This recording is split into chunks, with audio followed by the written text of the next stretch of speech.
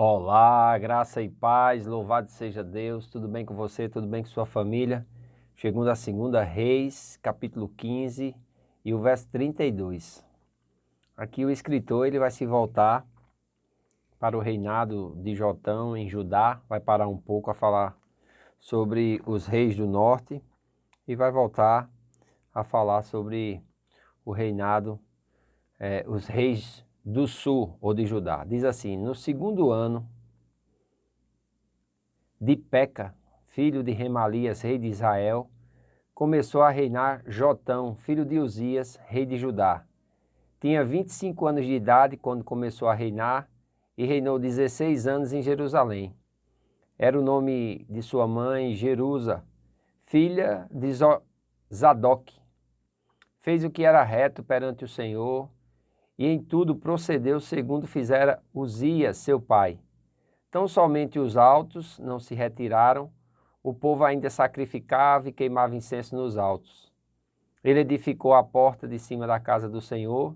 Quanto aos mais atos de Jotão e tudo a quanto fez, porventura não estão escritos no livro da história dos reis de Judá?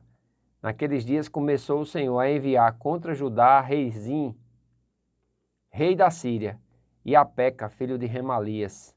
Descansou Jotão com seus pais e foi sepultado junto a seus pais na cidade de Davi. Junto à cidade de Davi, seu pai. Em seu lugar reinou Acais, seu filho.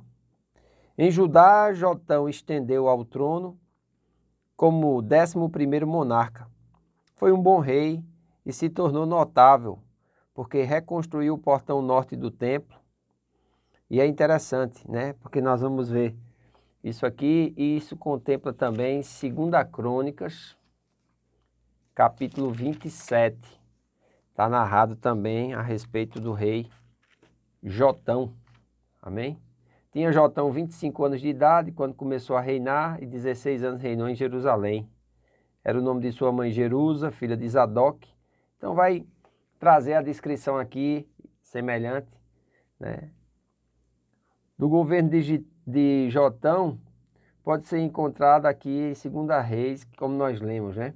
Ele foi um governante politicamente hábil, porque estabeleceu os seus caminhos segundo a vontade do Senhor, ao contrário dos reis do Reino do Norte, que fizeram o que era mal aos olhos do Senhor.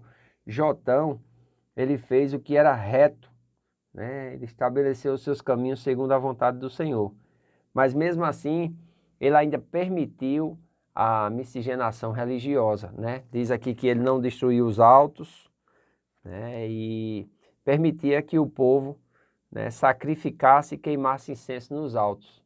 Nós observamos aqui que Jotão, ele vai assumir após a morte do rei Uzias, amém? Lembra de um profeta muito conhecido, que ele vai ter uma experiência com Deus, e ele vai narrar lá no seu livro, é o profeta Isaías.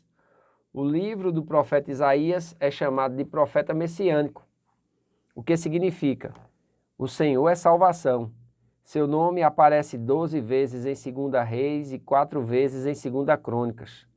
É um livro que é citado diretamente no Novo Testamento mais de 21 vezes, sendo atribuído em cada caso ao profeta Isaías. Ou seja, foi um profeta muito proeminente, ele é contemporâneo desse rei chamado Acais.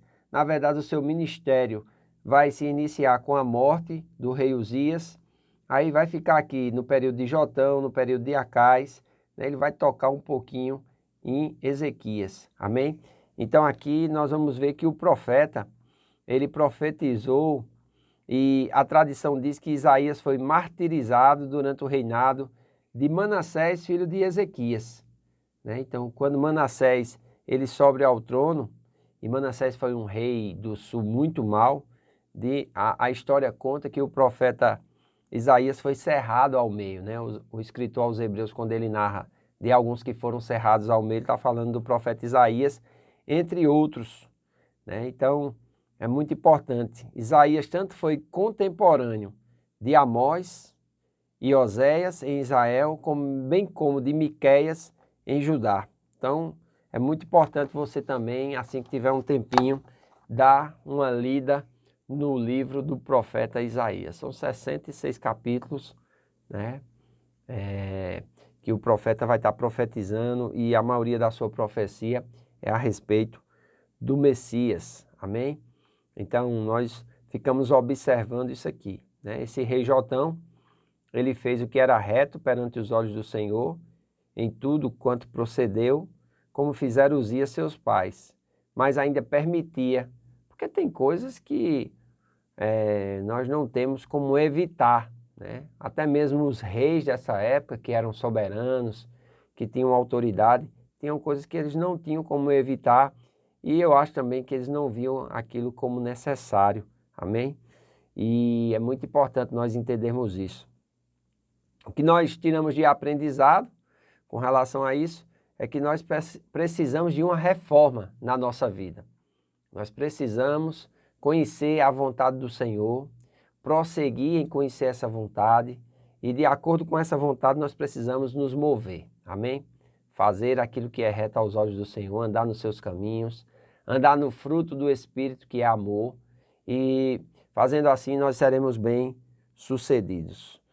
O escritor do livro de 2 Reis vai continuar ainda falando sobre os reis de Judá e ele vai falar aqui sobre o reinado de Acais, né? Então, ele é o filho de Jotão e nós vamos ver isso no vídeo de amanhã, amém? Hoje à noite eu quero convidar você a estar conosco no nosso culto de celebração. Pontualmente às 18 horas nós estaremos iniciando na Casa do Oleiro e quero fazer um convite. Convide algumas pessoas para estarem junto conosco. Estaremos recebendo a eterna, viva, imutável palavra de Deus. E uma palavra da parte de Deus pode mudar a nossa vida para sempre. Amém? Como está a leitura da Bíblia? Como estão esses comentários? Se está gostando? Comenta aqui embaixo. Amém? Fala de como isso tem sido uma bênção. O importante é nós estarmos lendo e entendendo esse contexto histórico, para que a gente saiba, quando estiver lendo os livros do Velho Testamento, fundamentar em qual período da história aquele rei ou aquele livro ele foi escrito. Amém? Eu creio que nós estamos tendo um grande aprendizado, nós estamos crescendo muito, amém? E creio que Deus vai fazer maravilhas nas nossas vidas. Essa é a minha expectativa para esse ano. Muita bênção de Deus, muito do mover de Deus, muito do mover do Espírito. E para isso nós precisamos estar no lugar certo, na hora certa, fazendo a coisa certa. Para que quando a bênção de Deus caia sobre nós, amém? E transborde na nossa vida a ponto da gente tocar outras pessoas também. Então fica aqui o convite de você ler o livro do profeta Isaías e meditar nos seus ensinamentos, né? O livro do profeta Isaías ele vai ser dividido em 3 partes. Primeiro, a profecia de denúncia e convite, que é a parte 1, vai do capítulo 1, versículo 1 até o capítulo 35, versículo 10. Depois vai falar sobre o procedimento de Deus com o rei Ezequias, do capítulo 36 até o 39. E a parte 2, que vai ser a profecia de consolo e paz, do versículo 40 do capítulo 40 até o capítulo 66. É um livro desafiador, interessante, e nós vamos ver como esse profeta, ele foi preciso nas suas profecias. Amém? Quanto Jesus foi abençoado lendo o livro do profeta Isaías e se posicionando, assim como o profeta profetizava a respeito do Messias. Jesus, com certeza, ele foi muito abençoado com esse livro do profeta Isaías e o cita várias vezes, amém? Além de outros autores neotestamentários também citarem o livro do profeta Isaías mais de 20 vezes citado no Novo Testamento. Realmente é um referencial e é um livro que a gente precisa estudar. Se Deus quiser, quem sabe, a gente não estuda juntos aqui o livro do profeta Isaías depois que a gente acabar com esses comentários dos livros históricos da Bíblia. Amém? Faço votos por tua prosperidade e saúde, assim como tua alma prospera. Que Deus te abençoe e até amanhã. Nos vemos logo mais à noite na Casa do Oleiro, no nosso culto de celebração. Ou presencialmente, ou pela internet. Eu espero você em nome de Jesus. Um grande abraço e até amanhã.